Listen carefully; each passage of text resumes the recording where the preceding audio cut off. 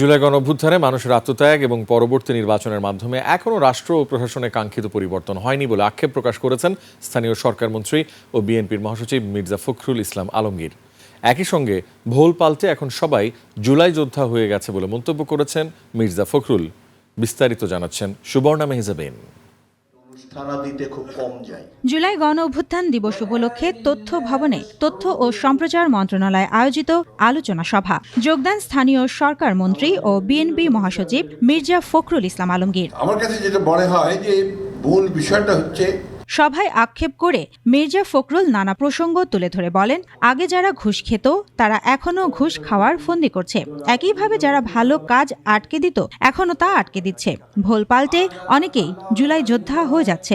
যারা ঘুষ খেত তারা ঘুষ খাওয়ার ফন্দি বিক্রি করছে, একইভাবে যারা আটকে দিত ভালো একটা কাজকে আটকে দিচ্ছে। একইভাবে ওই আমি বললাম যে আপনার ভোল পাল্টাচ্ছে, পাল্টে দিয়ে চলে আসছে। এখন আপনার দেহে বিকাম হরিয়ার দেন দ্য পোপ।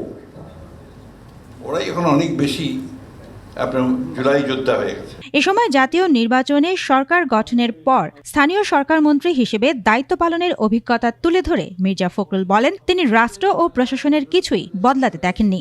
আমার এই 4-5 মাসের মন্ত্রিত্বের অভিজ্ঞতা আপনার একটু বলা দরকার। আমি দেখছি যে কিছুই বদলায়নি। এই কথাগুলো আক্ষেপে বলছি জন্য যে আমার বয়স অনেক। আমি তো সত্যিকার অর্থে এবার পরিবর্তনটা দেখতে চেয়েছিলাম। এ আয়োজনে তথ্য অধিদপ্তরের প্রকাশনার মোড়ক উন্মোচন ও আলোকচিত্র প্রদর্শনীর উদ্বোধন করা হয়। সুবর্ণা মেহজাবিন, 21 টেলিভিশন।